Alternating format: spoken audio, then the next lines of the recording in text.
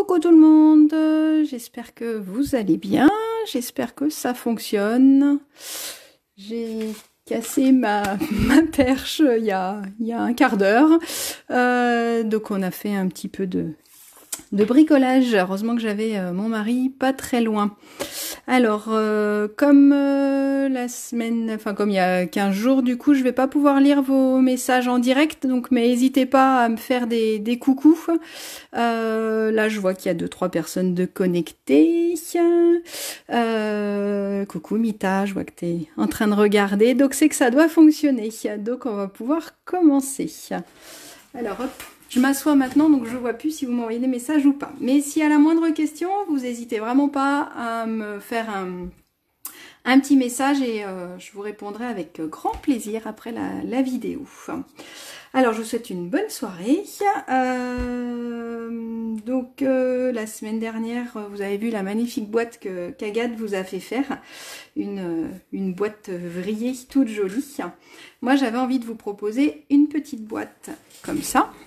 Hop, alors j'espère que tout le monde voit. Je vais me lever. En me levant, je vois ce que vous me mettez. Bonsoir Annette. Bonsoir Brigitte, Grégory. C'est cool, il y a plein de monde. Alors on y va. Donc voilà, donc c'est cette petite boîte. Je suis partie sur les couleurs d'automne. Hein. C'est encore un peu l'été, mais j'aime bien cette collection de papier. Donc la petite boîte que je vous propose de faire, elle va se fermer grâce à notre petit gland. Hop. Et à l'intérieur, j'ai mis des petits brownies au chocolat, des galettes Saint-Michel, donc qui sont fabriquées pas très loin de la maison. Et donc voilà. Donc j'ai Annie qui est aussi fan de scrap qui m'a ramené ça l'autre jour. Et donc la petite boîte était pas prévue pour, mais en final elle rentre pile poil. Donc on va faire un petit rabat et on va faire notre petit système de fermeture, hop, avec notre perfo gland. Donc voilà, donc je vous en ai refait une autre. Là, j'ai utilisé la petite perfo fleur. Celle-là, celle qui était en cadeau au moment de la Celebration, qui est maintenant au catalogue. Et donc avec la sortie du nouveau catalogue au mois de juin, Stampin' Up nous a sorti le set de tampons qui est assorti. Donc on a ces deux fleurs-là qui sont assorties à notre perfo. Donc il y a un pot, le petit nœud il peut aller sur le pot, un panier et puis un vase et plein de feuillages. Donc c'est possibilité de faire pas mal de choses. Donc là ça m'a permis de faire moi-même mon papier. C'est pour ça que je vous mettais quand je vous mettais la liste des fournitures, vous pouvez faire vous-même votre propre papier imprimé. Donc là je suis partie sur une base melon mambo et au niveau de ma déco, je suis restée sur du melon mambo. Donc j'ai mis mon encre sur mon tampon. Et puis quand je retamponne plusieurs fois sans remettre d'encre, ça me fait différents dégradés de rose. Ce qui me permet avec un seul encreur d'avoir plusieurs dégradés.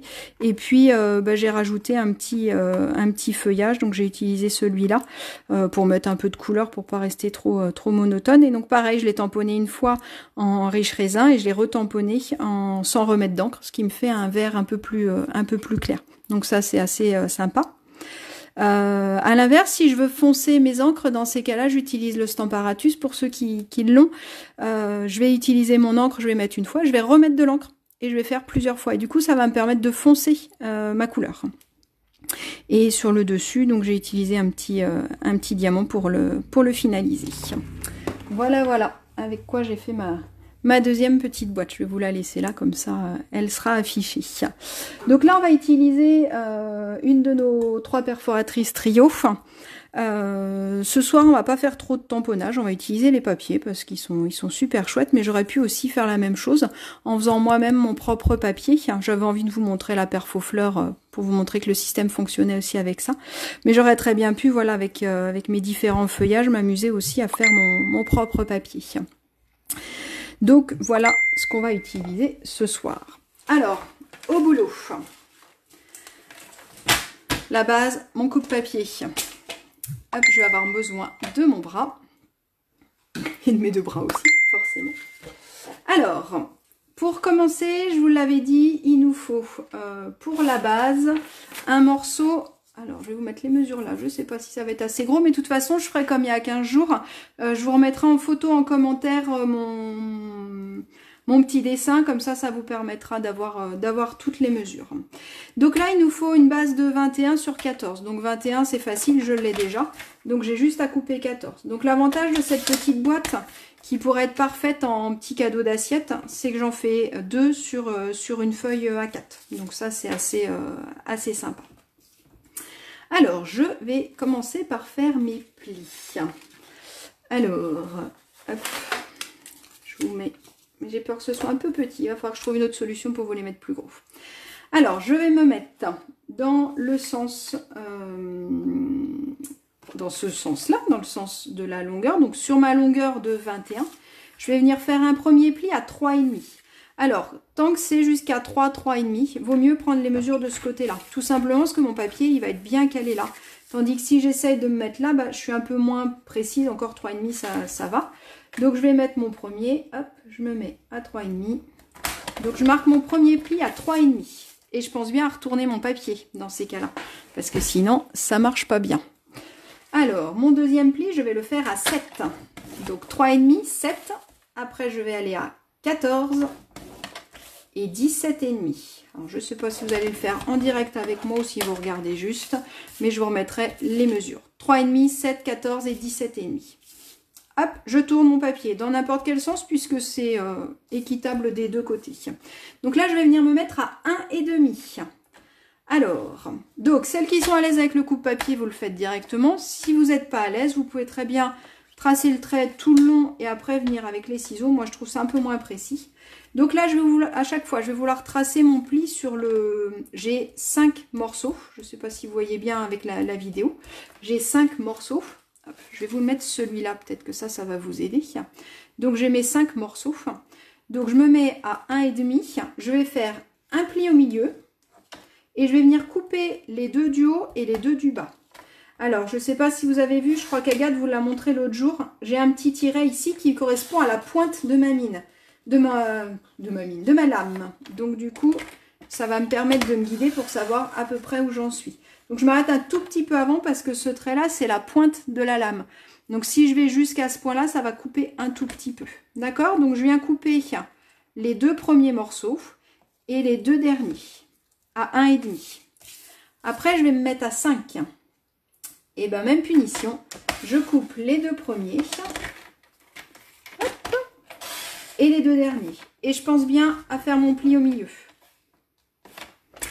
Et je vais faire pareil de l'autre côté. Alors, soit je prends les mesures de l'autre côté. Donc, dans ces cas-là, c'est 9 ou 12,5. Moi, je trouve ça aussi simple de refaire 1,5 sur le bord et 5. Donc, hop, je coupe les 2 premiers et les 2 derniers. Tac, et je plie celui du milieu. Je viens me mettre à 5 ce coup-ci. Je coupe. Hop, pardon. Les 2 premiers. Et je marque mon pli au milieu. Jusque là, normalement, tout va bien. Il faut que j'évide pour pouvoir retrouver ce gabarit-là. Donc, je retourne dans l'autre sens. Je vais venir en premier me remettre à 14. Et donc là, pour pas m'embêter, je vais venir plier les 3 du milieu. Comme ça, comme je veux couper que le haut et le bas, au moins, je m'embête pas à arrêter ma lame trop tôt. Donc là, je peux couper celui du bas et celui du haut. Je vais faire pareil de l'autre côté. Autant faire tout de suite les 2 côtés, comme ça, on ne s'y perd pas dans les mesures. Donc je me mets à 14. De toute façon, j'ai mon pli que j'ai marqué tout à l'heure. Donc je le retrouve facilement. Et je vide les 4 angles de l'origine. D'accord? Maintenant, je vais vouloir couper ces 2-là. Les 2 carrés qui sont là. Donc comme tout à l'heure, hop, je viens plier. Je vais me mettre sur mon trait. Alors là, en plus, c'est pas très grave. On n'a pas besoin d'être précis puisque ça, de toute façon, ça va être à l'intérieur de ma boîte. Donc si c'est pas pile poil la bonne grandeur, c'est pas grave. Je viens couper sur mon pli que j'ai fait tout à l'heure à 3,5. Hop, je rentre celui du milieu parce qu'il ne faut surtout pas couper celui du milieu, sinon vous ne pourrez plus couper votre boîte. Fermez votre boîte, je veux dire. Et je viens enlever les morceaux. Hop. Donc ça doit vous donner ça comme système. une fois que ça c'est fait, je peux ranger mon coupe-papier. Alors moi j'ai arrondi là, parce que quand je vais ouvrir ma petite boîte, ça va être mes petits rabats.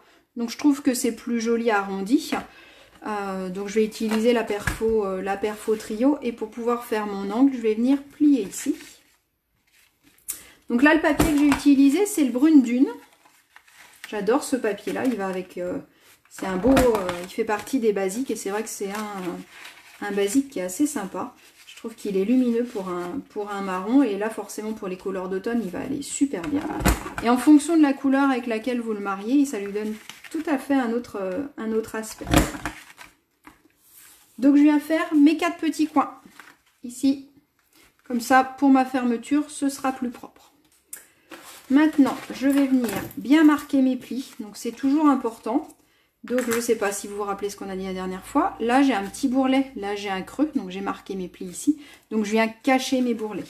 Donc c'est super important, que ce soit en carterie ou en boîte, de toujours bien marquer vos plis. Donc avec mon plioir, je vais bien venir bien travailler mes plis. Comme ça ma boîte elle va mieux se fermer, et elle sera plus, ça évitera qu'elle soit bancale. Donc je viens marquer tous mes plis. Tac, tac, tac. Alors, je ne sais pas si vous le faites en même temps que moi. J'espère que je n'ai pas été trop vite. Au pire, vous referez en replay. Et donc, ma boîte, j'ai plus qu'à la monter. Hop, je vais venir la coller comme ça. Je vais venir coller ça et ça. Et tac, tac, tac. Elle se ferme. Alors, si jamais vous avez un petit jour là, c'est pas grave. En fonction de comment vous marquez vos plis, ça se peut qu'il y ait un petit écart comme ça. Mais ce sera pas grave, puisque de toute façon... on va avoir notre rond dessus qui va venir cacher, donc il n'y a aucun souci. C'est pas très grave si c'est pas pile poil fermé. Moi j'ai un micro jaune. Avant de venir coller ma boîte, je vais venir faire mes décos.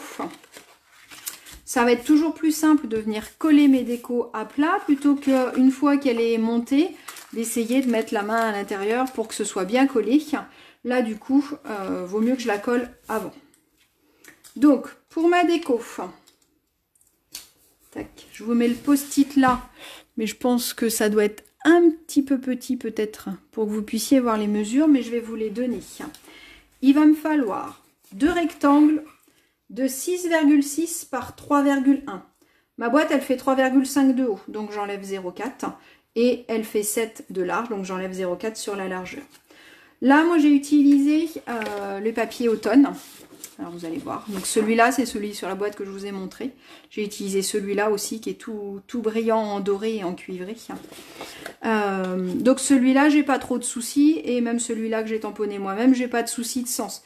Par contre si vous avez si vous mettez un papier, ou vous pouvez mettre un texte par exemple, ça aurait pu être sympa aussi sur le côté de mettre un texte.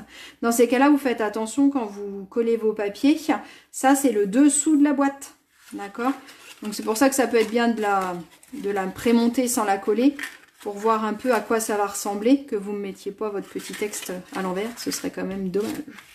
En fonction du papier que je vais utiliser, je peux soit m'amuser à le mater pour lui donner un peu plus de profondeur, soit l'utiliser tel quel, d'accord?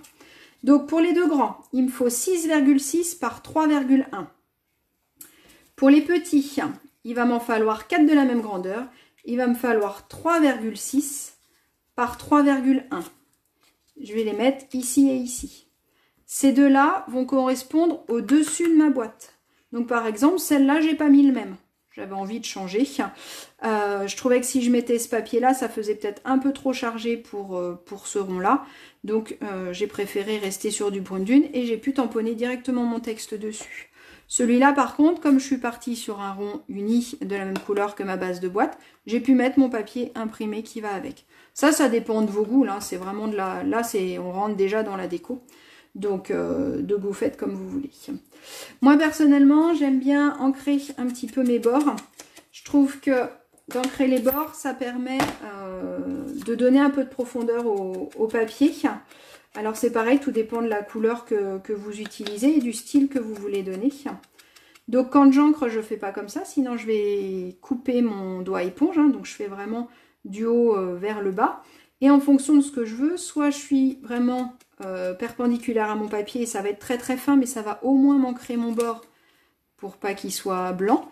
Et si je veux un peu plus de profondeur, bah, je vais me mettre un peu plus horizontal sur mon papier en fonction de l'effet voulu.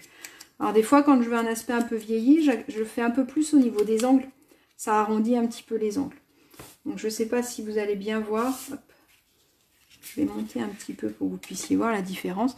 Quand on colle le papier non ancré sur les bords et ancré sur les bords. Moi je trouve que ça fait un peu plus fini et ça donne un petit peu de profondeur. Donc je vais venir coller hop, toutes mes petites décos sur les côtés. Alors j'ai triché pour ce soir. Hop, je l'ai déjà fait. Hop là. Donc on va partir sur le papier brillant pour donner un autre aspect. Donc j'ai ancré mes bords avant de les coller, hein, pour éviter que ça casse trop entre le vanille de mon papier imprimé et le brune dune de l'extérieur. Donc comme ça au moins ça fait plus doux. Donc maintenant je vais venir monter ma boîte. Jusque là je pense que c'est pas trop compliqué. Donc je vais venir mettre un peu d'encre sur mes 4 petits morceaux qui vont être à l'intérieur de ma boîte. Les 4 languettes qu'on a mis tout à l'heure. Alors ce que j'aime bien avec cette petite boîte là, à part la fermeture, vous allez voir où c'est un tout petit peu galère 3 secondes, sinon elle est assez rapide. Enfin vous voyez la base, on l'a fait en quelques minutes. La déco, bah, soit je m'amuse à faire mon papier, sinon si vraiment j'ai du monde à table, je peux m'amuser à le faire de façon assez rapide. On n'y est pas encore, mais je commence à penser à Noël. Je me dis ça peut être aussi sympa comme taille de boîte pour faire un petit calendrier de l'Avent. Et ça peut être joli après de les monter en sapin pour faire avec les numéros dessus. Ça peut être assez rigolo. Donc je laisse sécher un tout petit peu ma colle pour éviter que ça ne bave. Hop. Je vous remettrai en commentaire hein, les grandeurs des différentes décos si vous voulez la refaire. Et puis bah, je viens monter ma boîte. Alors je fais juste attention d'être à peu près perpendiculaire. Sinon ma boîte elle va être de tout travers. Donc hop, je vais me mettre devant vous, ce sera peut-être mieux. Tac. Et donc là pareil, il ne faut pas hésiter à bien appuyer avec votre plioir. Comme ça chasse bien l'air qui est dedans. Et puis ma boîte, elle va bien tenir. Elle risque pas de se démonter. Donc du coup, je viens coller un côté. Et je me mets bien pour le deuxième. Une fois que je suis bien mis, j'appuie bien dessus. Tac. Et tac. Voilà, ma petite boîte est faite, mais bon, va falloir trouver un système de fermeture parce que là, ça ferme pas, c'est pas très sympa. Alors, n'hésitez pas à me montrer vos créations, j'ai adoré, j'en ai reçu plusieurs. Alors, j'ai même Karine, ma petite filleule, qui m'a fait carrément une petite vidéo où elle me présentait sa carte, c'était génial. Donc n'hésitez pas à me montrer vos créations, c'est vraiment super sympa, j'adore voir les réalisations de chacune, soit en reprenant le thème. Il y a Sylvie qui a refait avec le thème de la mer, il y en a qui ont refait avec des thèmes complètement différents, donc j'ai eu celle d'Elisabeth et tout ça, donc c'est super sympa, moi j'adore. Donc voilà ma petite boîte. Maintenant on va venir s'amuser à faire la fermeture. Alors, pour faire la fermeture, on va utiliser les petites mousses 3D. Alors je ne sais pas si vous avez vu dans le catalogue annuel, au niveau des cols, ici, au niveau des cols, les cols que vous connaissez déjà, il y a les nouveaux, ce qu'on appelait avant les snails, les adhésifs. Donc il y a le adhésif C-scellé et le adhésif C-scellé plus. Donc ils sont en rouleau, donc c'est super pratique. Et pareil, ils vont être rechargeables comme l'ancien. Donc j'ai juste à l'ouvrir et je change que cette partie-là. Le C-scellé, ça va être comme le snail qu'on avait avant. Il va coller très très bien quand on va être papier sur papier. Donc j'aurais très bien pu coller par exemple ma déco avec. Et le scellé plus, celui-là, il va être encore plus collant. Donc on a une couleur différente. Hein. Le normal, il est en bleu clair. Et l'autre, il est en bleu un peu plus foncé. Et celui-là, il va être mieux pour coller tout ce qui est boîte.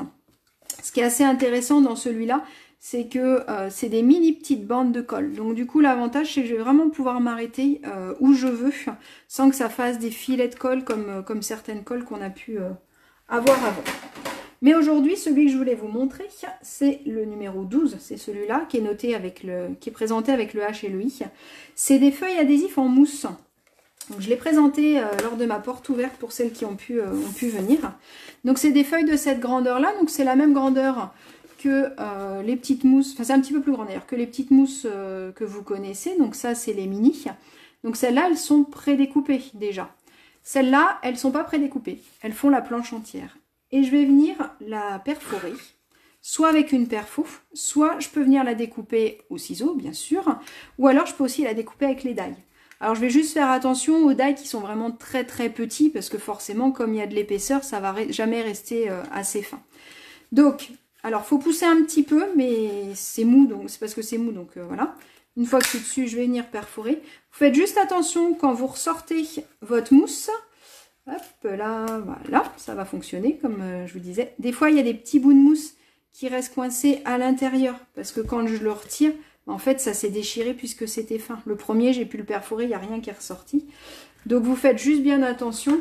Et dans ces cas-là, vous pouvez utiliser votre outil touche à tout pour bien pour vider en fait la petite mousse qui est restée à l'intérieur. Mais pensez bien à le faire tout de suite parce que vous risquez de coincer votre perfo. Et pareil, on va prendre que des perfos quand même avec des motifs assez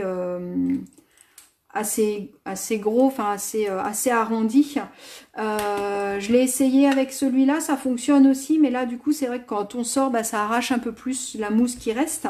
Et donc il y a plus de risque qu'il y ait des petites mousses à l'intérieur. Donc pensez bien à le nettoyer. Soit vous utilisez la pointe de votre outil touche à tout, soit la petite spatule, elle est pas mal aussi, parce qu'elle se glisse bien, dedans. Si jamais vous ne l'avez pas, bah, au pire avec un bout de papier. Il faut essayer de l'enlever, voir si vous y arrivez ou pas.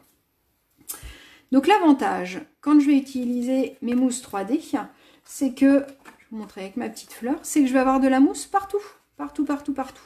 Alors, si vous n'avez pas encore les petites mousses 3D, ce que vous pouvez faire, c'est vous amuser à découper 4-5 motifs identiques et de vous amuser à les coller ensemble. Par contre, il faudra faire attention que ce soit bien collé pour pouvoir bien faire votre système de fermeture, sinon ça ne fermera pas. Donc, c'est vrai que ça, c'est quelque chose de super sympa. C'est présenté avec les lettres et c'est vrai que du coup, les lettres... Quand je voulais les mettre en 3D, il fallait que je coupe le bord de ma mousse pour essayer d'avoir un tout petit bout. C'était pas toujours facile. Et là, je passe ma mousse directement dans la machine de découpe et ça me sort directement ma lettre. J'ai plus qu'à redécouper mon papier uni, mon papier imprimé, ce que je veux, et le coller dessus et c'est nickel. Donc ça, c'est assez chouette, les petites mousses 3D. Donc il y en a 6 feuilles à l'intérieur. Donc il y a de quoi faire parce que on fait des petites choses. Alors, pour ma déco, il va me falloir, je vous avais noté pour celles qui ont la perfo 1,5 en pouce. Ça peut être fait, si vraiment vous n'avez pas la perfo, vous pouvez faire quelque chose de carré. Moi, je trouvais que c'était plus joli arrondi, mais au pire, vous pouvez faire un petit carré. Le système pourra se faire tout autant. Donc là, je vais choisir en fonction de ma déco. Soit je pars sur un papier brune dune, soit je pars sur du papier imprimé. Je l'ai déjà découpé. Alors ce soir, moi j'ai fait un peu ma feignante. Plutôt que d'utiliser mon tampon pour faire mon petit gland, donc pour celles qui connaissent bien Stampin' Up, on a souvent des sets de tampons assortis aux perforatrices. Et on a aussi souvent le papier imprimé qui va être assorti. Et donc là, effectivement, mon petit gland ici, je l'ai perforé directement dans le papier. Donc pour le faire, ce que j'ai fait, c'est que j'ai été chercher dans mon papier un endroit où j'avais un gland qui me paraissait accessible et qui rentrait dans mon rond. Je vais venir perforer en premier mon gland. Voilà. Et en deuxième, mon rond. Vaut mieux faire dans ce sens-là parce que ça m'évite, une fois que j'ai mon rond, c'est possible, mais je vais un peu me galérer pour être sûr qu'il soit bien centré. Donc il vaut mieux perforer mon petit gland en premier et en deuxième, là je peux venir centrer pour récupérer hop, mon papier. Alors c'est pareil, hein, j'ai toujours un recto et un verso pour mon papier. Par contre, vous réfléchissez avant de perforer. Si je voulais mettre ce côté-là, il faut que je fasse ma perfo de ce côté-là. Parce que mon petit gland, il n'est pas le même de chaque côté. Donc vous faites bien attention à ça. Donc c'est chose que j'ai fait avec le papier doré. Une fois que j'ai mon rond, je vais avoir besoin d'un deuxième rond. Parce que celui-là, il va être un petit peu trop léger. Et j'ai peur que pour ma fermeture, ça ne suffise pas.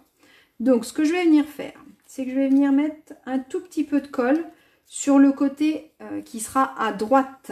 Vous allez comprendre après. Donc je viens mettre un tout petit peu de colle, il n'y a pas besoin d'en mettre beaucoup. Hop.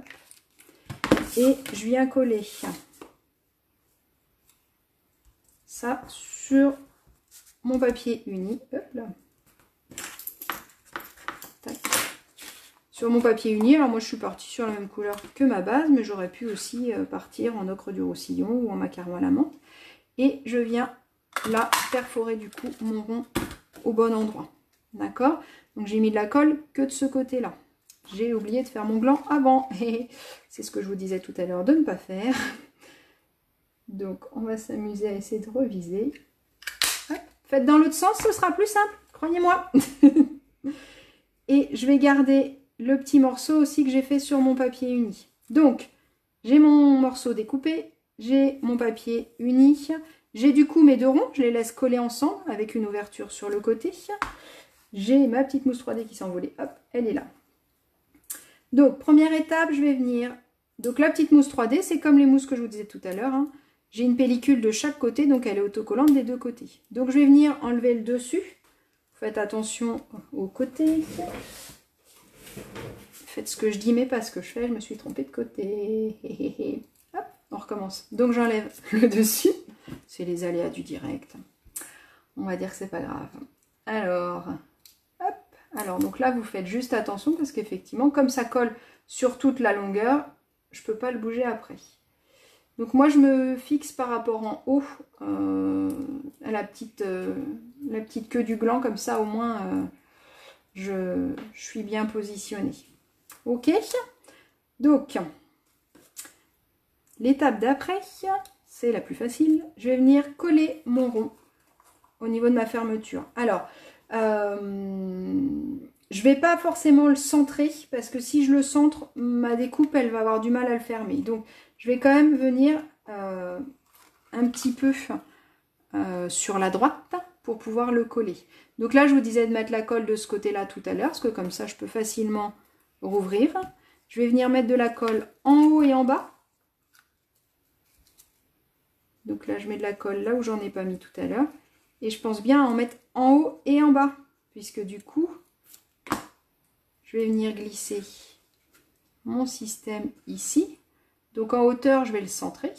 Normalement, il est un tout petit peu plus petit. Hop. Tac, on va y arriver. Voilà. Si je veux bien appuyer, je peux ouvrir pour bien appuyer tout partout. Donc j'ai mis de la colle partout et comme ça mon rond il est bien collé partout.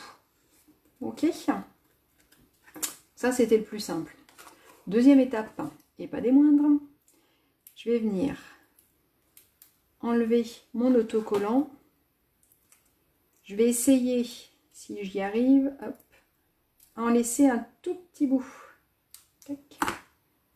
Pour pas que ça colle sur cette partie là. C'est la partie un peu plus casse-pied. Tout à l'heure je vous disais qu'elle était facile à faire pour faire en grand nombre, il n'y a que cette partie-là qui est un petit peu casse-pied. Donc là, je vais venir, c'est là où il faut être précis. Je ferme bien ma boîte pour qu'elle soit bien comme je veux. Youp, là.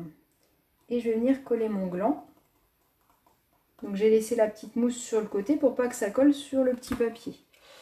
Et c'est là où il va falloir être délicat au début. La toute première fois, vous allez l'ouvrir. Voilà.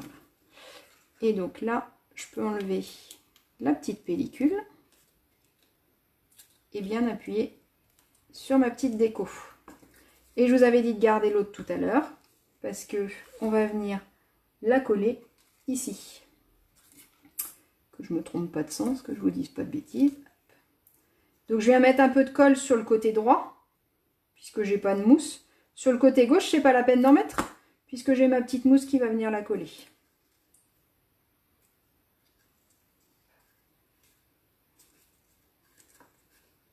Et l'avantage, c'est que ouvert ou fermé, c'est joli. Donc là, je l'avais fait en macaron à la menthe, pareil. Tac. Donc j'attends bien que tout soit collé avant d'essayer mon petit système. Et là, roulement de tambour. Normalement, je vais venir fermer. Alors la première fois, à chaque fois, c'est un petit peu plus dur, je trouve. Donc il faut arriver à glisser vos petits doigts dessous pour bien le faire rentrer. Alors je trouve que la première fois, elle est un petit peu plus dure. Et après, à force de l'ouvrir et de la fermer, elle se referme beaucoup plus facilement. Et puis elle va aussi plus facilement se fermer quand elle va être pleine. Là j'ai mon gâteau à l'intérieur, donc je peux plus facilement appuyer dessus. C'est aussi pour ça qu'on a fait un système avec des petites languettes en haut et en bas, parce que comme ça la rend un petit peu plus rigide. La toute première que j'avais fait, j'avais pas mis de languettes, et c'est vrai que du coup c'était un peu souple, et je pense que là d'avoir les languettes, ça permet vraiment de bien la fermer. Hop, ben voilà. Donc je pense que quand elle est pleine, hop, voilà, elle se ferme beaucoup plus facilement, sinon bah, vous glissez les doigts en dessous. Voilà pour mon petit projet du jour. J'espère que ça vous a plu. J'ai hâte de voir toutes vos réalisations que vous allez pouvoir me faire à partir de cette boîte-là, avec plein d'autres décos. Ça peut être fait bien sûr avec des die, il n'y a pas de souci, puisqu'il faut d'abord perforer le petit dessin du milieu et après votre rond. Donc si vous n'avez pas la perfo, vous avez des die ronds, ça peut être fait tout à fait avec les die, il n'y a pas de souci. Voilà, si vous voulez commander cette perfo là, n'hésitez pas. Je passe une commande de demain soir, parce que j'ai eu plusieurs petites demandes. Donc si vous avez besoin de quelque chose, n'hésitez pas à m'envoyer un message, ou alors vous pouvez commander directement sur ma boutique en ligne. Et puis je vous dis à mercredi de la semaine prochaine sur la page d'Agathe, sur la page l'atelier d'Agathe, qui va nous faire encore une jolie belle création. Je vous souhaite une bonne soirée et je vous dis à bientôt. Salut!